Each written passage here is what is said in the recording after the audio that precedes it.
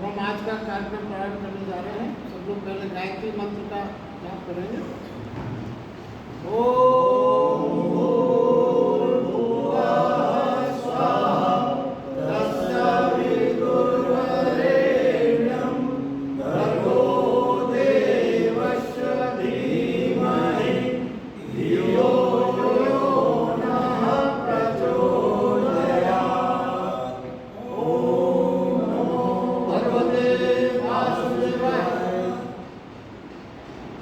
कर्म संन्यास योग नामक 5वें अध्याय का आज हम 23वें श्लोक से विवरण प्रारंभ करने जा रहे हैं।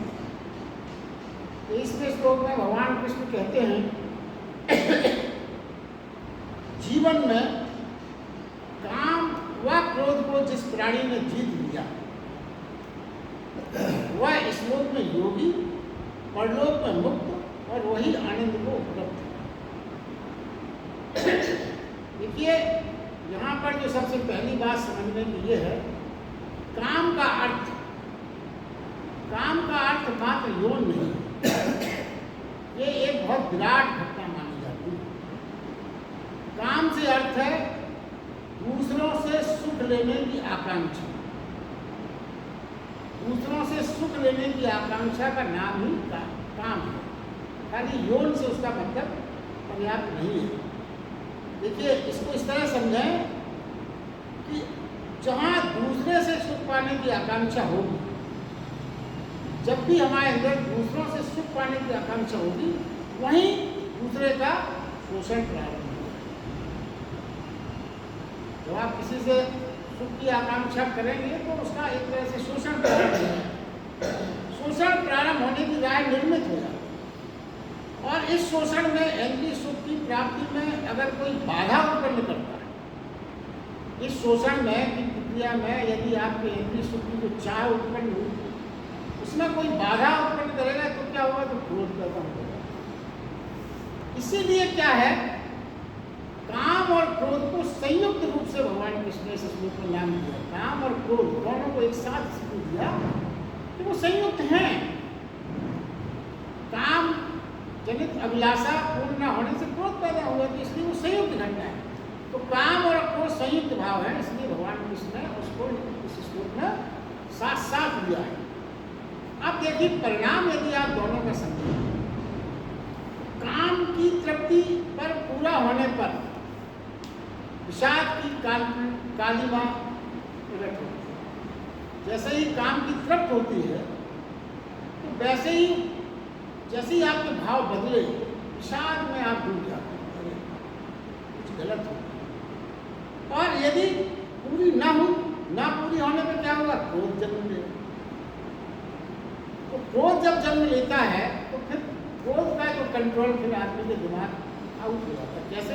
या तो हिंसा होगी, हिंसक हो जाएगा, और हिंसक होने के साथ जो और एक वित्त में बुराई आती है, स्मृति नष्ट हो जाती है, प्राणी विक्षिप्त हो जाते हैं। स्मृति नष्ट होने का तात्पर्य क्या है कि हमको ये ध्यान नहीं रहता कि हम किस परिवार के हैं, क्या स्टेटस है हमारा, क्या हमारा समाज में प्रतिष्ठा है, सब भूल जाता है आदमी। देखिए, ये बहुत सी घटनाएं आपको इसमें आप स्मरण करें। कभी कभी आश्चर्य होता है कि इतना प्रतिष्ठित व्यक्ति और सामान्य होकर उसने इतनी घटना कर इस तरह से यही जो क्रोध में आदमी जब जलता है तो उसके मस्तिष्क पे उसका कंट्रोल नहीं होता, क्या वो कर जाए। देखिए, पश्चिम जगत जो है संसार का, उसका एक जो मनोवैज्ञानिक बात जो वहाँ पर है स्थापित, वो ये कहते हैं उस जगत में कि मनुष्य काम के लिए ही जीता है, सब कुछ वही है। ये पश्चिम जगत की सोच। तो साधारण और सामान्य प्राणियों के लिए मान लीजिए कहीं ठीक भी लगता है। क्यों? काम का मतलब ये है, क्या काम है? धन कमाना, यश कमाना, सभी प्रकार ये सब जो कुछ भी हम करते हैं, धन, यश, पद, सब काम की तृप्ति के लिए तो करते हैं। तो साधारण मनुष्य के लिए तृप्ति पाने की चाह में लगा हुआ तो सामान्य रूप से ठीक लगता है। मगर जरा ये समझने की बात है कि अपने देश में या जो पूर्वी क्षेत्र है उसमें क्या है, गरीबी ज़्यादा है। एक चिंतन अपने समझ में आप ये समझें कि जब समाज गरीब होता है, जो समाज गरीब होगा वो मान्यताओं से डरता है। जितना कमजोर होगा, जितना गरीब होगा, वो मान्यताओं से डरेगा। उसे इस बात का डर रहेगा कि हमारा समाज में बहिष्कार होगा तो हम कैसे जीवन चलाएंगे, हमें कोई ताड़ना हो गई तो हम नहीं झेल पाएंगे। इसलिए वो सामाजिक मर्यादाओं को पालन करने डर की वजह से करता। और जो धनवान हो गए, समृद्ध हो गए, समाज बहुत आगे बढ़ गया, ताकतवर हो गए, सक्षम हो गए, हर तरह से, शिक्षा से, बुद्धि से, पैसे से, सुख सुविधाओं से, फिर वो क्या है कि फिर वो सामाजिक मान्यताओं से उसके लिए कोई मान्य नहीं रखती। वो तो ये सोचता है कि जो हम करें वही सही है, वही मान्यता, क्या समाज, क्या जो हम करें वो कोई मान्य नहीं रखती। इससे क्या होता है कि सारी मर्यादाएं टूटने लगती समाज में। मर्यादाएं टूटने से क्या होगा, फिर उन्हें चाहे वो सेक्स का क्षेत्र हो या धन कमाने का क्षेत्र हो, कोई भी वो अपना परिणाम पैदा कर सकता है। क्या होगा, तृप्ति का इतना अधिक वातावरण उनके आसपास हो जाता है कि विषाद और विक्षिप्तता छा जाती है उनके जीवन में, विक्षिप्तता आ जाती है क्योंकि उन्होंने सारी मर्यादाओं को भूल दिया, वो काम के चक्कर में ही पड़े हुए हैं। फिर बाद में क्या होगा, देखिए जब काम की अधिकता और खुलापन जिस समाज में होगा, वहां मुख्य बात क्या होगी, जीवन रसहीन हो जाएगा। इसकी आप परिकल्पना कर सकते हैं, जिस समाज में जितना छिपे हुआ बात होगी ना, उसमें उतना ही रस रहेगा, क्योंकि कुछ पाने की चाय हमेशा है आपके अंदर। और जहां सब खुला खुला है, फिर जीवन में क्या रस बचा। इसलिए जो पश्चिमी जगत का समाज है वो रसहीन समाज होता है, विक्षिप्त हो जाता है। और दूसरी स्थिति जो अपने समाज की है वो ये है कि काम का दमन अगर करते हैं आप, जैसा बहुधा अपन समाज में सही भी मानते हैं, मगर क्या है, यदि आप दमन करें काम का पहले जो बताया गया, काम का खाली योग नहीं है, काम कोई भी चीज जो दूसरों से सुख पाने की आकांक्षा करे वो काम की श्रेणी है, ताकि यौन से उसका मतलब न समझे। क्या है, जब दूसरी स्थिति पैदा होगी, जब आप उसका दमन करेंगे, दमन करने से क्या होगा, आपको अंदर क्रोध उत्पन्न होगा। दमन करने से क्रोध उत्पन्न होगा। क्रोध में क्या है, अगर वो ऊर्जा जो काम में लगना थी उसको आपने दमन किया, तो क्या होगा, वो तरह तरह के उपद्रव करेगा, तोड़ फोड़ करेगा, आगजनी करेगा, कहीं और ज़्यादा चीज़ें वो अहिंसक हो, हिंसा हो जाएगी उसके बाद। तो आज का जो युवा समाज जो थोड़ी सी विक्षिप्तता दिखती है, तोड़ फोड़, हिंसा, उसका बहुत बड़ा कारण ये भी है कि वो काम ऊर्जा जो उसकी है छिपी हुई, उसका दमन किया जाता है समाज में मान्यताओं के कारण, किसी का। तो भगवान कृष्ण का जो चिंतन इस श्लोक में है वो ये है, और जो सही राह है, तो भगवान कृष्ण ने बिल्कुल स्पष्ट और सही राह जीवन जीने की बताई। न काम को खुला छोड़ना हल है, न काम को रोकना हल है, न खुला छोड़ना हल है, न बहुत रोकना हल है। फिर वो क्या कहते हैं, दोनों वेगों में, दोनों वेग का मतलब तो ऊर्जा उत्पन्न हुई, दोनों वेगों में अलिप्त हो जाना, दोनों के साथ अनासक्त हो जाना ही है। ना तो ज्यादा दमन हो, ना ज्यादा खुलापन हो, बीच का तटस्थ रास्ता होना चाहिए। तो दोनों जो वेग हैं आपके, उसके प्रति अनासक्त भाव हो जाना, यही एकमात्र हल है। अब इसका विवेचन आगे आएगा, जैसे आपको ये बात कही गई तो इसको आप पूरा न समझें। आगे क्या है, ऐसा व्यक्ति यहाँ भी और परलोक में भी आनंद को उपलब्ध होता है। जो व्यक्ति इन दोनों वेगों पर तटस्थ भाव से या इनसे अलिप्त हो जाता है, वो भगवान कृष्ण कहते हैं कि वो व्यक्ति ही परलोक में और इस लोक में आनंद को उपलब्ध होता है। मगर जरा आप इस स्थिति को अपनी ये समझें कि हमारे जीवन में दुख ही दुख है। आज का समाज में सभी कुछ ना कुछ दुख से पीड़ित है, पीड़ा है, संताप है। तो फिर क्या होगा, और फिर इसका मतलब ये हुआ कि भगवान कृष्ण ने जो ये बात कही कि परमानंद को प्राप्त होगा वो होगा, वो बात हम कहीं ना कहीं मिस्टेक कर रहे हैं। क्योंकि इतना सब करने के बाद भी हम दुखी क्यों हैं? देखिए, जितना धर्म कर्म का काम आज दिखता है चारों ओर, चाहे वो भागवत के रूप में हो, कथा के रूप में हो, टीवी में तो दिन रात कोई ना कोई प्रवचन चलते ही रहता है।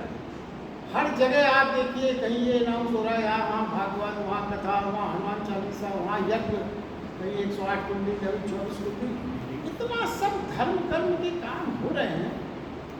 तो इसका परिणाम तो समाज में आना चाहिए कि सब जगह शांति, सुख, आनंद होना चाहिए। है नहीं। इसका मतलब भगवान कृष्ण ने यही कहा है कि जहाँ धर्म कर्म और सब सुख शांति होना चाहिए, मगर हमारे समाज में तो नहीं है। तो इसमें मिस्टेक कहाँ? देखिए, वो ये कहना चाहते हैं कि धर्म कर्म तो हो रहा है, मगर वास्तव में वो कर्म जो हो रहा है वो धर्म से जुड़ा भी है या नहीं जुड़ा, ये मूल बात। कहने को तो है धर्म कर्म हो रहा है, मगर धर्म और कर्म के जो है वो कहीं पाखंड के रूप में तो नहीं हो रहा। धर्म कर्म में जो पहली शर्त ये है कि आपको अहंकार से मुक्त होना चाहिए। आप क्या वो शर्त पूरी कर पा रहे हैं? कहीं कोई आयोजन होता है तो अहंकार की प्रतिष्ठा के लिए ही होता है, मेरा नाम हो जाए, मुझसे, मेरे द्वारा आयोजित, मेरे द्वारा ये किया गया। और दूसरी जो भावना छिपी रहती है, यश की छिपी रहती है, चारों तरफ मेरी कीर्ति फैले, आपने इतना बड़ा आयोजन कराया। तरह तरह के जो भाव हैं, वो जो वास्तविक आनंद प्राप्त होना चाहिए था उसमें बाधक बन जाता है। तो जब आपने जो धर्म कर्म का जो मूल सूत्र है, जो आधार निहित उसका जो भाव है, उसके विपरीत अगर आप चल रहे तो उस धर्म कर्म का रिजल्ट उस हिसाब से कैसे मिलेगा जो शास्त्रों में लिखा है? शास्त्रों में जो लिखा है वो उस भाव सहित यदि आपने धर्म कर्म किया और उस भाव के विपरीत यदि आपका वो काम हो गया तो वो धर्म कर्म की श्रेणी में आए नहीं। वो खाली ऑन पेपर रिकॉर्ड या रिपोर्टिंग करने के लिए जरूर सही है, प्रचार करने के लिए सही है, मगर मूल भावना से आप परे हो गए। तो देखिए फिर भगवान अब क्या है, ये सब जो है क्या करना है और क्या जानना है, क्योंकि हर चीज़ का उत्तर तो हर जगह है। फिर वो कहते हैं क्या करें आप इस चीज़ को आप सुधार सकें? तो कहते हैं जब तक आपको अपने भीतर का आनंद पता नहीं है, जब तक आप अपने भीतर से आपको रस नहीं आता, शांति और आनंद की झलक नहीं मिलती, तब तक आप किसी और के पास सुख लेने की आकांक्षा करते हैं। देखिए, काम का जो मूल सूत्र बताया जाएगा कि दूसरों से सुख लेने की आकांक्षा का नाम ही काम है। तो ये कहते हैं कि जब तक भीतर के आनंद को आपको पता ही नहीं है, जब तक भीतर से आपको उस आनंद का रस नहीं मिलता, शांति और आनंद की भीतर से झलक नहीं मिलती, जब तक आप किसी और के पास सुख नहीं जाए, क्योंकि आपको भीतर से कुछ प्राप्त नहीं हो रहा है, सुख की चाह है, फिर आप कहाँ जाएंगे? तो दूसरे के पास जाएंगे। और मगर मजे की बात यह है, जिसके पास आप वो सुख लेने जाएंगे, इससे हमें सुख मिले, वो आपके मित्र हो सकते हैं, कोई भी हो सकता है।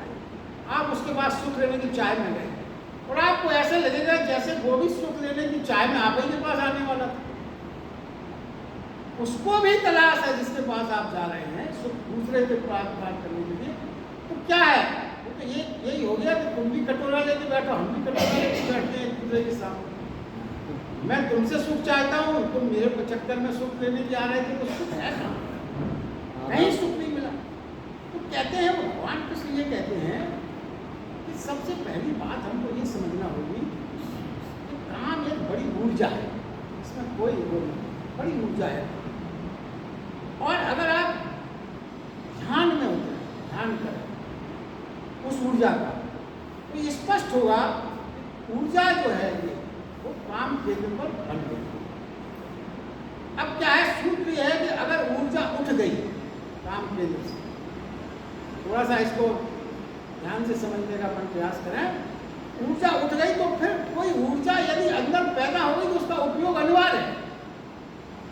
या तो उसे बाहर जाने का रास्ता मिल जाए या उसका कोई ना कोई उपयोग हो, वरना वो बहुत मुसीबत खड़ी करती है। बाहर जाने का मार्ग नहीं मिला उसको, तो भीतर वो बहेगी। अब आप उस ऊर्जा का सही उपयोग जो किया जाता है योगी के द्वारा, वो जो ऊर्जा है ऊर्ध्वगमन होता है। उसी से जो आपने सुना होगा कुंडली जागरण का पहला सूत्र ये है। उस ऊर्जा का उपयोग कुंडली जागरण के लिए किया जा सकता है, बशर्ते आप सचेत होकर उस ऊर्जा को ध्यान से उस जागरण का प्रयास करें। धीरे धीरे होगा, और ये करने से होगा, पढ़ने से नहीं होगा। या आपने किताब में पढ़ लिया कुंडली जागरण इस तरह हुआ ना, उसके लिए तो आपको। और देखिए एक बात और है, पहले क्या था, अपने समाज में आश्रम की व्यवस्था कैसा था? पहले सबसे पहला जो था ब्रह्मचर्य आश्रम माना जाता। तो उसमें जो सूत्र थे कहाँ ब्रह्मचर्य आश्रम में अपने समाज में, उसका आनंद ग्रस्त धर्म से ज्यादा था और शक्तिशाली था। और एक उस ग्रस्त में जो आनंद प्राप्त हो रहा है, उस प्राप्त ब्रह्मचर्य आश्रम के बाद जब व्यक्ति ग्रस्त आश्रम में प्रवेश करता था, तो उसमें जो उसको आनंद प्राप्त हुआ ग्रस्त आश्रम में, उस आनंद को जब वो कंपेयर करता था तो उसे ये लगता था कि ब्रह्मचर्य आश्रम में मैं जो आनंद पाया था उसकी मुकाबले में ये कुछ, क्योंकि वो जो 25 वर्ष अपन ब्रह्मचर्य आश्रम के जो अपने समाज में व्यवस्था, जो आज समाज में व्यवस्था वो टूट गई है, इसीलिए वो ज्यादा भटकता नहीं था। या वासना उसको बहुत ज्यादा एकदम से परेशानी के और गिरावट के रूप में नहीं ले आती, क्योंकि अपने आप साधु संत महात्मा ने भी विवाह किए। कई धर्मों में कहा जाता है कि आपके तो क्या है, सब साधु संत की विवाहित जीवन गृहस्थ जीवन में उन्होंने ब्रह्मचर्य जीवन के महत्व को समझा। अब गड़बड़ी क्या हो गई समाज में, अब सीधा सीधा गृहस्थ आश्रम आ जाता है। ब्रह्मचर्य आश्रम में तो पता नहीं क्या है क्या नहीं था, ये जो गड़बड़ी पैदा हो गई, तो वो जो आनंद है आपको अगर आप कंपेयर नहीं कर पाए तो वो वही आनंद आपको सर्व से करेगा, उसमें आप पूरी तरह से ये जो है, इसलिए समाज में जो परेशानियां हैं वो आज तो देखिए क्या है, गृहस्थ ब्रह्मचर्य आश्रम की जो शिक्षा थी, तो वो ऊर्जा को काम से हटाकर राम की ओर ले जाने वाली। ब्रह्मचर्य आश्रम में जो ऊर्जा थी वो काम से हटाकर राम की ओर ले जाने वाली ऊर्जा कही आई। तो देखिए काम है दूसरों पर निर्भरता, काम की जो परिभाषा दी गई कि दूसरों से सुख, दूसरों से निर्भरता का नाम ही काम है। राम का है क्या है? राम है स्वयं पर निर्भर, अपने भीतर से निर्भर, यही राम का ऊर्जा का यही प्रभाव है। तो काम है बहिर्गमन, काम बहिर्गमन है और राम है अंतर्गमन। काम और राम में बेसिक फर्क है। और क्या है, हमारे जीवन में राम और काम के बीच सारा आंदोलन चलता है।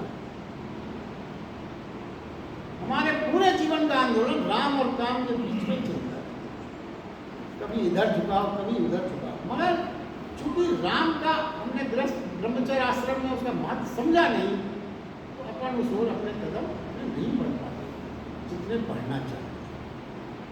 तो क्या है, जब शरीर की ऊर्जा बाहर जाती है, जब शरीर की ऊर्जा का बहिर्गमन होता है तो एक दुर्गंध छू जाती है। परिणाम क्या होता है? दुख। और जब शरीर की ऊर्जा भीतर जाती है, जिसे कुंडली जागरण कहा जाए, तो क्या होगा? तो सुगंध की स्थिति बनती है। यही आना, ये बात मुख्य रूप से समझिए। दोनों में फर्क क्या है? जब आपकी ऊर्जा हो जाएगी, दुर्गंध नहीं, फिर एक सुगंध का निर्माण होगा और उसी सुगंध से जीवन आपका आनंदित हो जाएगा। इसीलिए भगवान कृष्ण ने कहा कि भीतर से आनंद पाने वाला ही योगी है, जो इस लोक में भी आनंदित रहता है और परलोक से शुरू में कहा गया। तो इस प्रकार से अपन इसको समझ सकते हैं। अगले में भगवान ये कहते हैं कि जो प्राणी आत्मा में ही आनंद का अनुभव करता है, आत्मा में ही आनंद का अनुभव करता है, आत्मा में ही विश्राम करने वाला है, आत्मा में ही ज्ञान पाता है, ऐसा ब्रह्म के साथ एक ही भाव हुआ ज्ञानी ब्रह्म निर्माण को प्राप्त। अब इसका विश्लेषण अपन समझें। देखिए क्या है, तीन बातें कही गई सिस्टम, कौन कौन सी? विश्राम, सुख और ज्ञान, तीन बातें। यानी उन्होंने ये आत्मा से प्राप्त करता है, मतलब क्या हुआ? यानी भीतर से, अपने भीतर से प्राप्त करता है जो, उसके बारे में भगवान कृष्ण बता रहे हैं, विश्राम, सुख और ज्ञान। मगर अब जरा आप आज के परिवेश में अपने जीवन को विचारें, थोड़ा सा आप अपने वर्तमान जीवन में जाएं तो हमें सब कुछ बाहर से ही प्राप्त होता है, बाहर से ही मिलता है, आत्मा से कुछ नहीं प्राप्त होता। वो सिस्टम ही नहीं मालूम क्या है सुख। हमारा सुख वर्तमान में बाहर से कोई देगा तभी मिलेगा, बाहर का कोई हमें सुख देगा तभी मिलेगा, वरना हम सुख से वंचित रह जाएंगे। ज्ञान बाहर से कोई देगा तभी मिलेगा हमको, ये हमारी आज की स्थिति। शांति बाहर से कोई प्राप्त होगा तभी शांति मिलेगी, वरना हमें तो प्रैक्टिस ही नहीं है, क्योंकि हम अपने आप को पूरी तरह से सिर्फ शरीर मान बैठे हैं। शरीर के अलावा भी हम कुछ है, इस तरफ तो हमारा ध्यान ही नहीं जाता। ये मुख्य बात है। तो मगर सूत्र क्या है? तो सत्य सूत्र, जो शास्त्रोचित सूत्र है वो ये है कि ना तो दूसरे से सुख मिल सकता है, ना दूसरे से कभी ज्ञान मिल सकता है। ये शास्त्रीय सूत्र है। तो क्या सुख का आभास तो मिल सकता है आपको, सुख का आभास तो बाहर की दुनिया से मिल सकता है, मगर अनंत है वो दुखी बनने वाला है। बाहर से आपको सूचनाएं मिल सकती है, इंफॉर्मेशन मिल सकती है, मगर नॉलेज और ज्ञान नहीं। विश्वविद्यालय आपको सब इंफॉर्मेशन मात्र दे रहे हैं, तमाम तरह की सूचनाएं आपको मिलेंगी। सूचनाएं बाहर से आती हैं, ज्ञान भीतर से। ज्ञान हमेशा भीतर से आता है और सूचनाएं जो है वो बाहर से। मगर दुर्भाग्य है कि हम सूचनाओं को ही अपना ज्ञान मानते हैं, यही सारी गड़बड़ी हो जाती है। तो क्या होगा? बाहर से जब हर चीज़ अपन प्राप्त करेंगे, तो बाहर से जब आप सब चीज़ें बाहर से रहें तो क्या होगा? वो सब चीज़ें जो मिल रही हैं उससे आपके अंतस में तनाव ही मिलेगा। वो एडिशनल चीज़ है जो आप नहीं चाहते मगर वो मिलेगी, क्योंकि जब चीज़ें आपने सब बाहर से चाहिए तो उसकी प्रक्रिया में कभी कुछ गड़बड़ हो गया, कुछ हो गया, तो निश्चित है कि तनाव बिना मांगे आपको मिलने वाला है। उसकी आपने मांग ना भी करें, चाहे भी ना, तो भी मिलेगा। आप उससे वंचित नहीं रह सकते उस तनाव से। फिर क्या होगा? जब आपको तनाव होगा तो धीरे धीरे विश्राम होता जाएगा, विश्राम की स्थिति में प्राप्त हो जाएगा। फिर क्या होगा? टेंशन धीरे धीरे बढ़ता है, आ जाएगा टेंशन। जीवन जैसा हो रहा है आज के समय में, टेंशन धीरे बढ़े, धीरे धीरे हमारी नींद गायब होने लगेगी, नींद गायब होने लगेगी और धीरे धीरे धीरे धीरे बहुत कम होने लगेगी। फिर क्या होता है मनुष्य के साथ? फिर वो नशे के से नींद लाने का प्रयास गोलियां खाना शुरू और तरह तरह के नशे प्राप्त होते हैं। तो ये जो नशे से प्राप्त नींद की तलाश है वो विश्राम की भ्रामक तलाश है। क्या है? जो केवल मूर्छा है, विश्राम नहीं। मूर्छा मिलेगी आपको, मगर हम उस मूर्छा को विश्राम मान लो, नादानी। वो विश्राम नहीं। विश्राम किसे कहेंगे? विश्राम है आंतरिक घटना है। विराम, जैसे सब कुछ ठहर गया, शांत झील में कोई लहर ना उठ रही,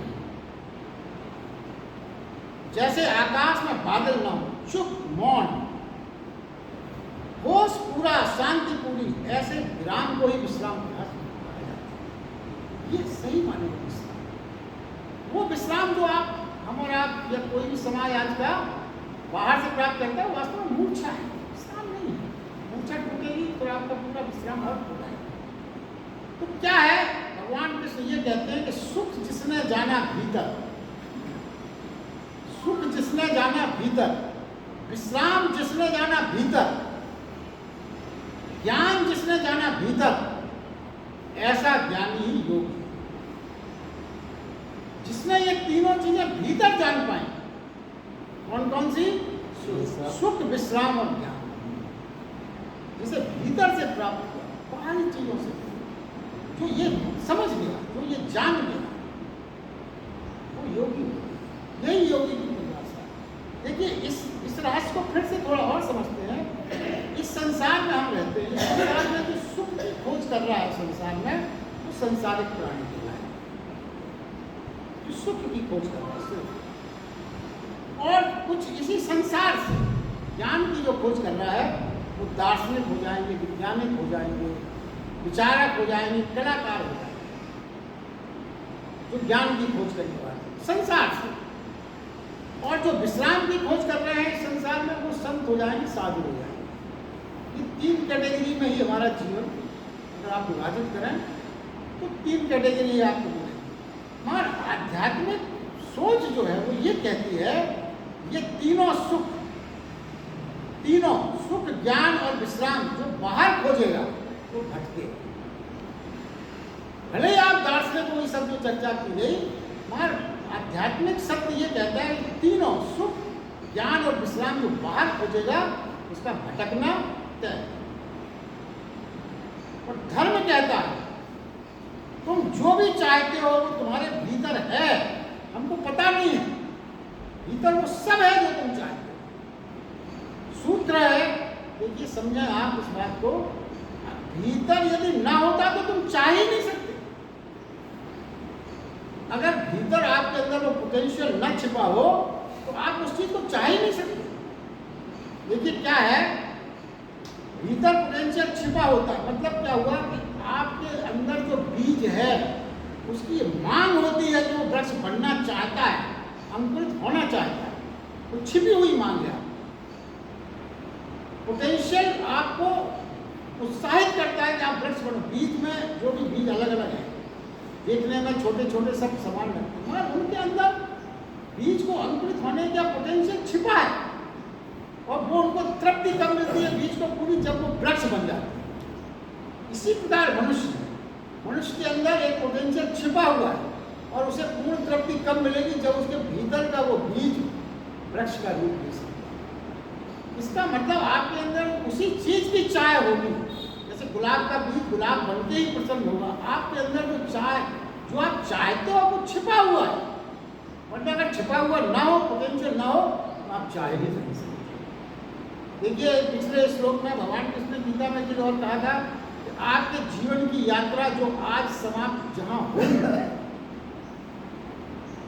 आपने मान लीजिए, साधारण शब्दों में सोचें कि आपने मान लीजिए कक्षा 12 तक इस जीवन में पढ़ने का मतलब और ज्ञान प्राप्त की। अगला जन्म जो आपका होगा ऐसी जगह होगा जहां वहां से आगे बढ़ने का आपको मौका मिलेगा। एक शाश्वत सत्य है। इसीलिए जब अर्जुन ने पूछा था पिछले अध्याय में, वो हो चुका कि मैं इतना सब करूं, आध्यात्मिक रास्ता जाऊं, ये करूं, और फिर मेरा बादलों की तरह मेरा ध्यान भटक गया, फिर तो मैं तो कहीं का न रहा, क्योंकि मैंने सारी दुनिया से अलग बिगड़ हो गया छोड़ के, और वो चीज़ में पानी पाया जिस पानी के लिए मैं घर से निकला था, तो ना तो मैं घर का रहा ना घाट का, तो मेरी स्थिति क्या होगी। भगवान ने कृष्ण ये कहा, नहीं तुम चिंता मत कर, तू जितनी सिद्धियां इस जन्म में प्राप्त कर लेगा, आध्यात्मिक सिद्धियां, इस जन्म के बाद तेरा जो दूसरा जन्म होगा उसके आगे की सिद्धियां प्राप्त करने का जिस परिवार में माहौल होगा वहीं तेरा जन्म होगा। अनायास नहीं हो जाता है जन्म मनुष्य का कहीं भी, इच्छा करना। इसलिए जो संत हैं, महापुरुष हैं, उनकी आत्माएं हमको आशीर्वाद देने के लिए सूक्ष्म अनंत काल तक बनी रहती है। क्यों? उनके लिए योग गर्भ का निर्धारण नहीं होगा, यही कारण है। और इसी प्रकार रिवर्स भी है, जो प्रेत आत्माएं होती वो भी बनी रहती है, क्योंकि उनके लिए उतना उस ग्रेट का जहाँ उनको पूरी यातनाएं मिल सके वैसा धर्म का ढूंढने में समय, दोनों चीजों में समय। तो फिर क्या है, हमारी सब मांगे, सब संभावनाएं हैं वो हमारी मांगे। देखिए हम दौड़ रहे हैं संसार, विश्राम करने का हमको समय नहीं। जब भी हम विश्राम करने की सोचते हैं, हम अरे ये और कर रहे हैं, ये काम और नहीं पा रहे, ये काम और नहीं पा रहे। एक सज्जन थे, उन्हें पढ़ने का बहुत शौक था। उन्होंने सोचा कि पहले हम इस संसार में जितने विख्यात धर्मों के ग्रंथ सब इकट्ठे करें, वहाँ दौड़ में लगे रहे, ये ग्रंथ वो ग्रंथ, उनको तृप्ति नहीं हो रही। मैंने पहले हम अपना पूरा सब संसार की विशिष्ट पुस्तकें इकट्ठी कर लें। इकट्ठी करते करते 90 साल उम्र हो गई, आँख कमजोर हो गई, पढ़ने के लायक दौड़ हम सोचते हैं, देखिए हम क्या सोचते हैं, बात जो समाज की और हमारी कमजोरी है वो ये है, भीतर के आनंद का पहले हमें कोई आप प्रमाण दें जब हम भीतर की यात्रा शुरू करें। बड़े ज्ञानी बड़े ये कहते हैं, क्या पता आप बात करते हो भीतर के ज्ञान की, क्या मालूम है भी कि नहीं, हमें कोई ऐसा प्रमाण बताइए। जब हम संतुष्ट हो जाएंगे, जब हम इसको अपनाएंगे, नहीं तो क्यों अपनाएं। तो ये कुछ इसी तरह की मांग है, जैसे कोई ये कहे कि पहले हमें तैरना सिखा दो फिर हम नदी में, क्या संभव है ऐसा? तैरना आप सीखेंगे, आप कहें हम पानी में जब ही उतरेंगे कि हमें कोई आप पहले तैरना सिखा दो। तैरना कैसे सीख सकते हो आप बिना पानी में? जब पानी में उतरेंगे जभी तो आप तैर पाएंगे। तो ये तो सब, फिर वो क्या कहते हैं भगवान कि आप ध्यान में उतरें। तरीका उन्होंने बताया कैसे आप पाएंगे, आप ध्यान में उतरें। ध्यान में उतरें, और ध्यान भी ऐसा, भूल जाए बाहर की दुनिया।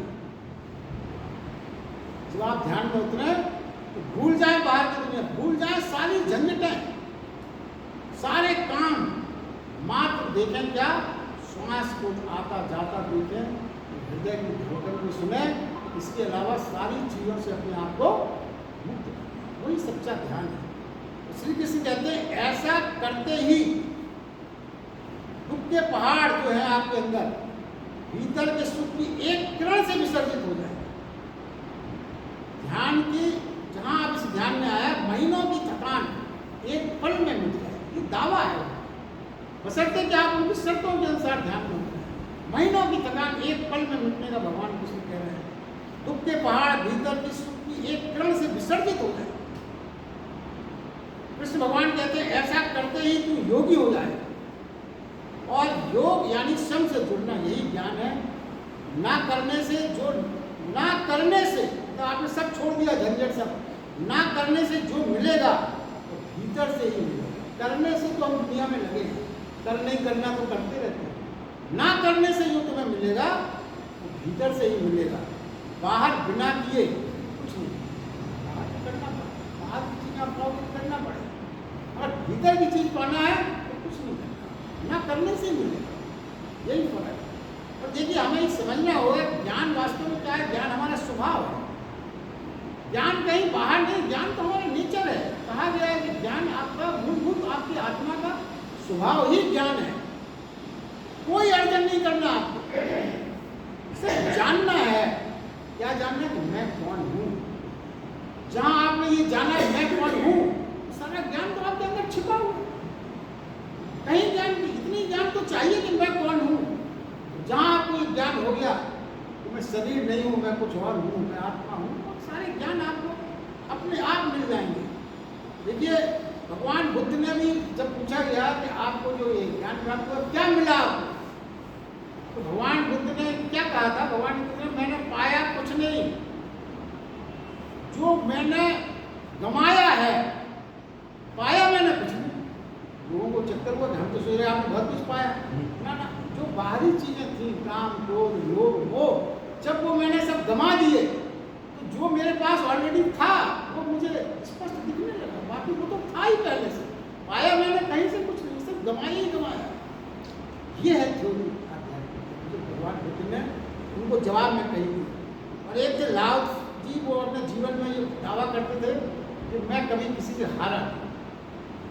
अब शिष्य लोग जब उनका अंतिम समय आया तो घेर के खड़े हुए, बोले महाराज अब जाते जाते ये सूत्र थोड़ा बताया जाओ कि आप कभी हारे नहीं, क्या आपने किया, हम भी चाहते हैं हम कभी हारे। तो उन्होंने मुस्कुराते हुए जवाब दिया कि मैं हारा जीवन में खाली इसलिए नहीं कि मैंने कभी जीतना ही नहीं चाहा। मैंने कभी जीतना ही नहीं चाहा, तो हारने का प्रश्न क्या। तो क्या है, मैंने कभी, दुश्मन मेरा कोई नहीं था। आपसे ने आगे कहा दुश्मन मेरा कोई नहीं था, क्योंकि मैंने कभी मित्र ही नहीं बनाया। कोई दुश्मन नहीं था, क्योंकि मैंने कभी मित्र नहीं बनाया, इसलिए मेरा कोई दुश्मन ही नहीं। ऐसे विराम और शांति को जो है, जो प्राप्त होता है वही प्राणी ज्ञानी है। उसी को ज्ञानी कहा जाता है जिसने जीवन की वास्तविकताओं को समझ लिया। भगवान कृष्ण के शब्दों में वही वास्तविक ज्ञान है। आगे भगवान कृष्ण कहते हैं जिनके पाप नष्ट हो गए, ज्ञान प्राप्ति के बाद संशय से निवृत्त हो गए, सबके हित में चित्त एकाग्रता में रम गया हो, ऐसा शांति ब्रह्म वेत्ता ही परम ब्रह्म को प्राप्त होती है। लेकिन मुख्य बात जो यहाँ कही गई है, पाप से मुक्त हो जो, चित्त की वासना शांत हो गई, एक शांत झील बन गए हो, वे ही शांत ब्रह्म को प्राप्त होती है। ये कहा तो क्या है, अब अर्जुन तो यहाँ वास्तव में पलायन करना चाहता था सब चीजों से। वो ये चाहता था कि उसके पलायन को भगवान कृष्ण अनुमोदित हो चला, मगर उसको एक बड़ी आत्मक्रांति से भगवान कृष्ण गुजार रहे। तो ये समझना ये है, कृष्ण भगवान से यदि आप कुछ मांगोगे और वो आपको देने की स्थिति में तक पहुंच गया, तो भगवान कृष्ण आपको कुछ देने वाले, तो भगवान कृष्ण के पास देने के लिए कंकड़ पत्थर तो है ही नहीं, वो देंगे तो हीरा ही मोती, उनके पास देने के लिए हीरा ही मोती। और फिर वो क्या करेंगे, हीरा मोती को प्राप्त करने के लिए आपको रूपांतरित, आपकी मांग को रूपांतरित कर रहे हैं। अर्जुन में यही तो वो कर रहे हैं, अर्जुन की जो मांग है उसको वो रूपांतरित कर रहे हैं, और वो स्वतः रूपांतरित हो, इसलिए ये सब बातें कर रहे हैं। आदेश से वो नहीं रूपांतरित कर, क्योंकि आदेश से जो रूपांतरण हमारे अंदर होता है वो अस्थायी होता है, उसमें स्थायित्व तो नहीं हो सकता, इसलिए आदेश से हम लोग बात करते हैं। एक मनोवैज्ञानिक सत्य है कि देखिए, जब तक हम सोचते हैं हम शांत बैठे हैं, मगर वास्तव में हम शांत नहीं बैठते, तमाम तरह की अशांति जाल हम चुपचाप बैठे बैठे निर्मित करते हैं। तो कहने को तो हम आराम कुर्सी में बैठे, मगर हमारा दिमाग तरह तरह के जाल पैदा करता है। जैसे मान लीजिए, आप कर नहीं चाहेंगे, उदाहरण है सिर्फ, जैसे कोई व्यक्ति किसी व्यक्ति की हत्या करना चाहता है, कर नहीं रहा है हत्या, मगर दिन रात सोच रहा है कैसे करूं, कैसे करूं, क्या करूं, कैसे इसको मारूं। क्या होगा, जब उसकी हत्या करना उसके लिए बहुत सरल हो, क्योंकि वो बहुत दिनों से चिंतन है। जब तक आप बीज न बोएंगे, जब तक फसल नहीं लगे, तो ये जो बीज बोना है, फसल देर में आती है मगर आती जरूर है। आप बीज ही ना बोए चिंतन के, तो फसल नहीं आएगी हिंसा की। मगर अगर आप हिंसा के बीज निरंतर चिंतन में भी बो रहे हैं, तो वो आपको निश्चित रूप से अशांति को प्राप्त होंगे, और अशांत चित्त जो है वो संसार से संबंधित हो जाता है, और शांत चित्त ही परमात्मा से होता है। ये सूत्र है।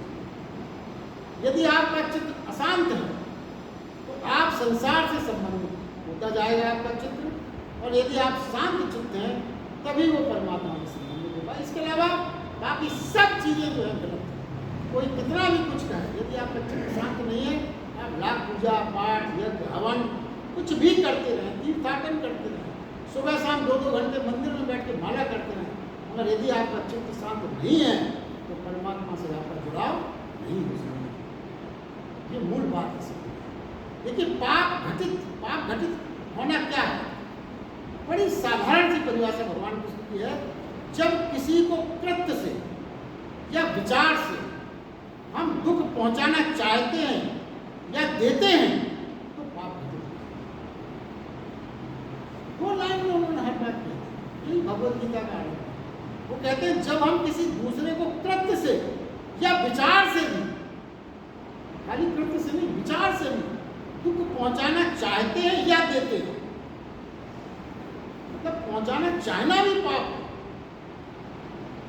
वो पाप की सजा आपको कोर्ट नहीं देगा, पुलिस नहीं देगी, समाज नहीं देगा, और ईश्वर की डायरी में वो पाप आकर वहां तो आपको देना होगा, क्योंकि उसकी पाप की परिभाषा समाज के नीतिगत और कानूनगत परिभाषाओं से फर्क है। तो बुद्धि का निश्चय होना क्या है, जब बुद्धि सम हो गई, तटस्थ हो गई, दोनों के बीच में समता कर सकते हैं। देखिए, जो अब ये जो मूल बात यहाँ है, समता की बात कही जाती है। समता का मतलब ये है तटस्थ भाव से सोचें। मगर आप जरा ये विचार करिए, जैसे 2 लोग लड़ झगड़ रहे हैं, वहाँ तो आप तटस्थ होकर समता करा लोगे, नहीं भाई इसकी भी सुनोगे, इसकी भी सुनो, कोई निर्णय आप दे दोगे तो समता पूर्वक है। मगर समता ये नहीं है। समता वो जब है जब आप पार्टी के रूप में इन्वॉल्व हो, जब समता आप रख सकते हो। कोई छुरा आपके ऊपर डालना, वो लड़ाई आपसे ही हो रही है, तब आप सम कैसे हो? ये मूल बात। तब भी जो आपको सम रहने की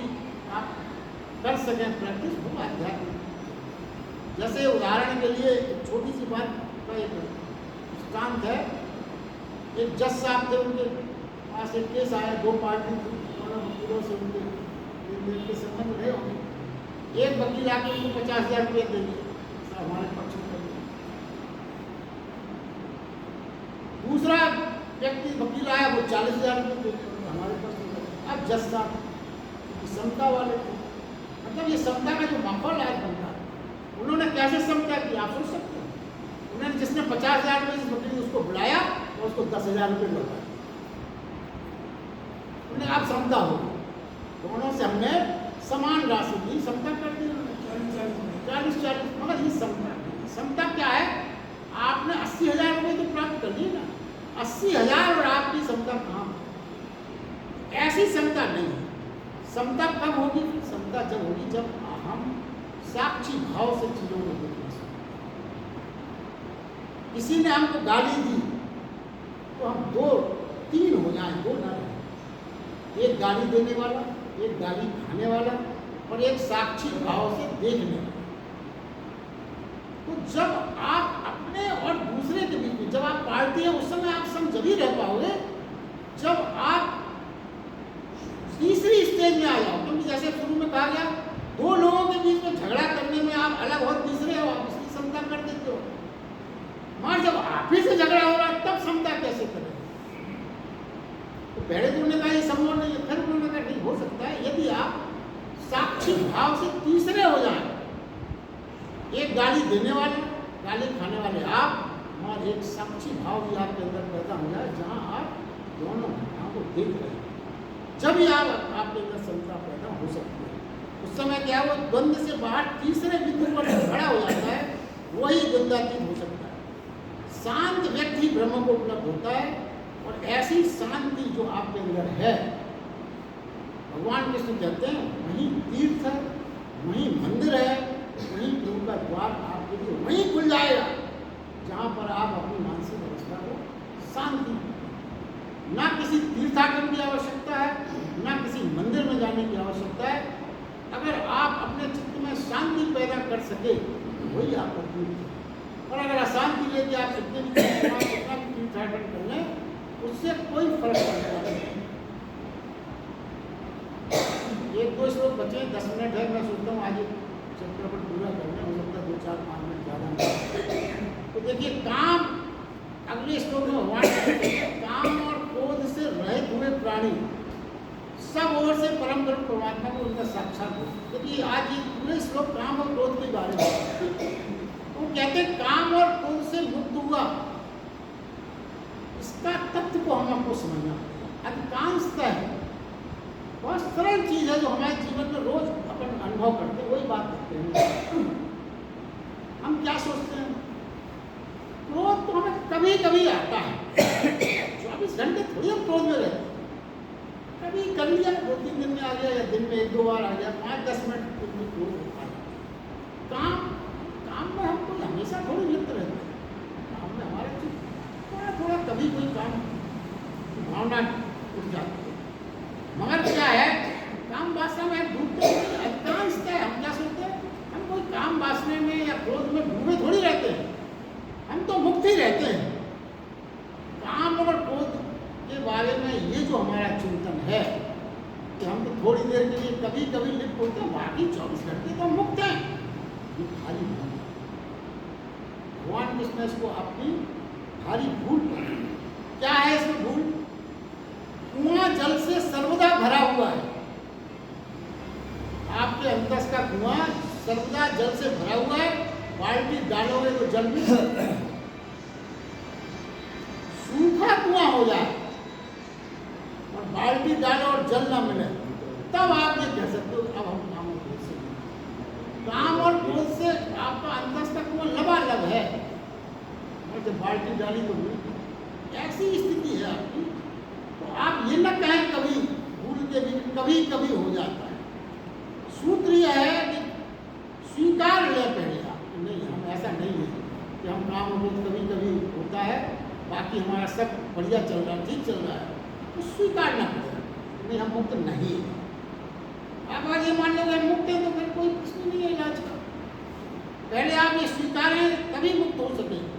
अब देखिए जेल में एक राजा साहब गए, जेल के कैदियों से मिले, सारे कैदी बोले अरे साहब हमको तो गलत फंस गया, वो तो जांच गलत हो गई और हमने कुछ नहीं किया था।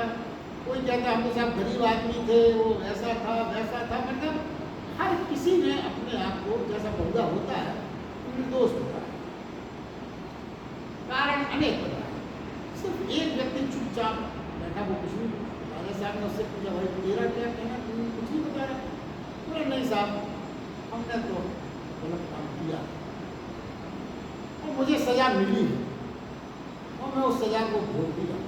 ठीक है, बल्कि मैं तो ये सोचता हूँ कि मेरा गुनाह इतना बड़ा था, उसकी अपेक्षा मुझे सजा कम मिली। तो राजा साहब ने कहा ये जो है बहुत गड़बड़ आदमी है, इसको मुक्त करो। ये सब बेचारे सीधे साधे गलत फंस गए, इसके बीच में इस आदमी को मत रखो। उसकी सजा राजा साहब ने माफ कर। इस टाइम पे आप विचार स्वीकार करना, स्वीकार करने से ही आपकी मुक्ति है। आप स्वीकार ही नहीं करोगे तो मुक्ति संभव नहीं। अगले श्लोक में भगवान कृष्ण कहते हैं काम और क्रोध की विधि उन्होंने बताई। कैसे ये तो सब काम और क्रोध की चर्चा हुई, हम कहते विधि क्या है, कैसे आप काम और क्रोध से मुक्त होंगे। ये तीन बातें जो बताई जो अभ्यास की बात है। वो कहते हैं दोनों आंखों के मध्य विभूति पर ध्यान केंद्रित, जैसे आज्ञा चुन, नासिका से आती जाती श्वास को सम करना और ध्यान हो विभूति पर, उस आती जाती सांसों पर आपका ध्यान हो जाए। जिस क्षण ये घटना घटती है उसी क्षण प्राणी काम और क्रोध की अंतर्धारा से बाहर हो जाता है। मगर ये अभ्यास की बात है, सुनने से न हो। आपका ध्यान आज्ञा चक्र पे हो, आती जाती श्वास सम हो जाए, तब आपको जो होगा आप उसी क्षण मुक्ति। देखिए अब एक बात जो मुझे है कि इंद्रियां जितनी अपनी है सब बाहर के जगत से हमको जोड़ती हैं। आँख कान नाक इस तरह की 5 इंद्रियां मानी है, मगर वैज्ञानिकों ने भी माना है कि 2 इंद्रियां और होती। एक तो कान के पास एक इंद्रिय और होती जो हमारे बॉडी का बैलेंस बना के रखती है। आप किसी को यहाँ जोर से झापड़ कभी आपने अनुभव किया, जोर से मार दें तो आदमी चक्कर खा के चक्कर आ जाता है। एक इंद्रियां होती है, विज्ञानियों की जो ENT वाले हैं कई लोगों ने यहाँ पे रोड किया, तो वहाँ एक इंद्रिय है जो आपके शरीर का बैलेंस बनाता है। और एक इंद्रिय और कही गई, वो कहीं हृदय, वो भी अपनी इंद्रिय है। जब आप किसी से प्रेम करते हो तो उसका व्याख्यान करते समय आपका हाथ हृदय पर जाएगा। जब आपको कहते हो किसी से मैं प्रेम करता हूँ, ऑटोमेटिक आपका हाथ यहाँ चला जाएगा। तो ये कहते हैं ये जो 7 चीज़ें हैं ये तो आपको बाहर की जगत से जोड़ने वाली है। मगर वो ये कहते हैं भगवान कृष्ण कि ये 7 तो बाहर भीतर के जगत से अंतर जगत से स्थापन करने के लिए भी 7 केंद्र हैं, 7 इंद्रियां हैं जिन्हें योग में चक्र कहा। थोड़ा बहुत इसके बारे में सबने सुना होगा। वो अंतर जगत के द्वार है। उन चक्र के नाम भी देखिए हम लेते हैं, मूलाधार चक्र, स्वाधिष्ठान चक्र, मणिपुर चक्र, अनाहत चक्र, विशुद्ध चक्र, आज्ञा चक्र, सहस्त्र चक्र। मनुष्य की वास्तविक जो अंदर का स्वरूप है वो इनके एक्टिवेशन से ही बनता है। आपका जो व्यक्तित्व है अंदर का वो इन चक्रों के एक्टिवेशन से ही बनता है। इसलिए साधना में या जो ध्यान की प्रक्रिया में थोड़े भी जुड़े हैं, चक्रों की एक्टिवेशन की वहाँ चर्चा आती है। क्योंकि ये वैसे अलग है इसलिए अपन बहुत उसकी व्याख्या नहीं करते, और आपने सब इसकी जानकारी होगी नहीं। अब यहाँ क्या है, अर्जुन चूंकि क्षत्रिय है इसलिए भगवान कृष्ण उसे आज्ञा चक्र पर ध्यान की बात करते हैं। आज्ञा चक्र पर ध्यान से क्या होगा, चक्र खुलेगा। चक्र खुलेगा तो क्या होगा, चक्र खुलेगा तो वो काम और क्रोध पर अपनी आज्ञा क्या होगी उसकी, उसका काम जो है वो ब्रह्मचर्य की ऊर्जा में बदल जाएगा। उसका जो क्रोध है वो क्षमा की ऊर्जा में बदल जाएगा। उसका जो लोभ है वो दान की ऊर्जा में बदल जाएगा। ये जो अंदर की जो आपका व्यक्तित्व है उसको चेंज करने के लिए ये चक्र, ये बहुत वैज्ञानिक सूत्र है। समझने का कम, करने का ज़्यादा। समझने से इसमें काम नहीं होगा, इसमें आपको करना पड़ेगा। शब्दों की से पहचानने का कम, प्रयोग में उतारने से ज़्यादा। इसलिए थोड़ा थोड़ा प्रयोग हम करें तो ये बात आपको ध्यान में आ सकती है। अंतिम श्लोक जो है उसमें भगवान कृष्ण कहते हैं जो मुझे प्रेम करता है, जो मुझे प्रेम करता है के परमात्मा की भांति। जो मुझे प्रेम करता है परमात्माओं के परमात्माओं की भांति वही उपलब्ध होता है मुक्ति को, आनंद को, मोक्ष को, शांति। ये भगवान कृष्ण ने ये कहा। अब देखिए, अब जरा ये विचार करें, कोई भी सोच सकता है कि सारथी बना बैठा व्यक्ति अपने आप को परमात्मा कह रहा है।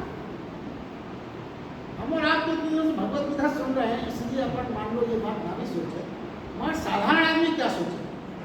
बड़ा अहंकारी व्यक्ति है, सारथी बना हुआ घोड़े तो चला रहा है, रथ हाँक रहा है और कह रहा है मैं परमात्मा को परमात्मा हूँ। कैसे ये बात कोई मानेगा? मगर ये लगेगा साधारण व्यक्ति को कृष्ण बड़े अहंकारी है, क्योंकि इतना बड़ा पद अहंकारी व्यक्ति है तभी कह रहा है अपने आप को कि मैं बड़ा महान हूँ।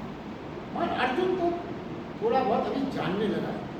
लेकिन कई लोगों का अहंकार बेचैन हो जाता है। जैसे हम किसी की शरण में क्यों जाएं, हम किसी को परमात्मा क्यों माने, ये सामान्य व्यक्ति की भाव आती है। अरे हम सर्वस्व हैं, हमारा अपना अहंकार है। उनका अहंकार चोट खाता जा, किसी से कहें कि हमारे किसकी शरण में जाओ, अहंकार चोट खाता, मेरी शरण में आज इसको आना हो, मैं किसी से कम हूँ क्या, ये भाव आता है। हमें एक सत्य को समझना यहाँ ये है, एक तो कृष्ण के काल में प्राणियों में अहंकार इतना विकसित नहीं था जितना आज है। उस समय इतना अहंकार विकसित नहीं था उस काल में। सामान्य जन सोचता था कि समझे शायद हो, वास्तविकता हो। आज अगर कोई ऐसा व्यक्ति आपके सामने, हमारे सामने आके कहे कि मुझे परमात्मा मानो, तो अपन तो उसको पागल करार कर देते। निश्चित रूप से इसका दिमाग ठीक नहीं है, अपने आप को कैसी बात कर रहा है। मगर एक बात जो मूल यहाँ समझने की ये है कि कृष्ण जैसा जब ये घोषणा करता है कि मैं, तो वो ये घोषणा क्यों कर रहे हैं? मैं परमात्मा मुझे समर्पण करता हूँ। कई जगह उन्होंने कहा कि तू सारी चीजें धर्म वर्ण सबको त्याग कर मेरी शरण में आ गए। ये भी एक श्लोक है, आपने सुना होगा। वो क्यों ये सब कह रहे हैं? वो इसलिए कह रहे हैं कि हमारे मैं को विसर्जित करने के लिए ही ये बात करें कि हम अपना मैं विसर्जित करें, हमारा मैं विसर्जित हो सके, एक रास्ता बता रहे हैं। उन्हें नहीं है अहंकार किसी बात, मगर वो हमारे लिए सुलभ रास्ता बता रहे हैं। मुझी को परमात्मा मान, मुझी को मेरे प्रति सब चीज़ें झंझटें छोड़ के मेरे ही समर्पित हो जाए। पहले कृष्ण आज्ञा चक्र जगाने को कह रहे हैं, हमारी संकल्प शक्ति को बढ़ाते हैं, उसके बाद वो स्वयं को परमात्मा देते हैं। ये भी समझने की बात है। और वही शक्ति समर्पण है। देखिए इस प्रकार आज अपन ने 5वां अध्याय पूर्ण किया। इस अध्याय में मुख्य बात यह है कि जब कर्म करते हुए कर्म के जाल में डूबे रहते हुए मुक्त होने की सारी केमिस्ट्री भगवान कृष्ण से, सारे कर्म करते हुए कर्म के जाल में पूरी तरह से डूबे रहते हुए भी कैसे मुक्त हुआ जा सकता है, इसकी केमिस्ट्री है। और वास्तव में देखा जाए तो गीता का हर अध्याय अपने आप में पूर्ण किताब है, हर अध्याय अपने आप में पूर्ण किताब है। और देखिए क्या है, बुद्धि से अस्तित्व की तो नहीं खोजा जा सकता। बुद्धि से आप अस्तित्व को खोजने का प्रयास करेंगे तभी कोई सफलता नहीं, संभव नहीं। मात्र क्या होगा, बुद्धि से ऐसा नहीं, बुद्धि का कोई लाभ नहीं। बुद्धि से क्या हुआ, जकड़ी हुई बुद्धि के भ्रम तोड़े जा सकते। जो आपके भ्रम है, जकड़न है दिमाग की, वो बुद्धि से तोड़े जा सकते हैं। बुद्धि जो है गुलामी को तोड़ती है, जंजीरों को तोड़ती है। मगर बुद्धि की इस गुलामी की जंजीर तोड़ने से आप उठ के चल नहीं सकते। चलना तो आपको, बुद्धि आपकी जंजीरें तोड़ सकती है, मगर चलने की राय बुद्धि नहीं बनाती कि आपको चला दे। तो फिर एक बात ये समझें, जो चलता है उठकर वही, जैसे अभी हम और आप यहाँ बैठ के मंजिल 1000 मील दूर है उसकी खूब चर्चा करें, हम आपको मंजिल के बारे में सब कुछ बता दें, मंजिल में ये है, मंजिल में वो है, ये है वो है, मगर यदि आप चलेंगे नहीं तो पहुंचेंगे कैसे? लाख आपको व्याख्यान में तमाम चीजें बता देगा। और फिर वो ये भी कहते हैं, चिंता मत कर, एक कदम भी चल मगर सही दिशा में चल तो कभी ना कभी तो पहुंचे। एक कदम चल मगर सही दिशा मैंने तुझे बता दी, अब तू खुद उठ के चल। चलना तो तुझे को पड़ेगा। एक कदम से भी हजारों मील दूर का सफर तय किया जा सकता है, बशर्ते आपकी राय सही हो। तो इस अध्याय से हमें यही सीख लेना है, चलते चले चलते चले चलते चले, रुके नहीं, चले वेती चले वेती चले वेती। यही आध्यात्मिक सिद्धांत है और यही इस 5वें अध्याय का मूल है। बहुत प्रसन्नता हुई, आपको 5 मिनट जरूर दिया जाए। अगर आज हमने 5वें अध्याय की पूर्णता की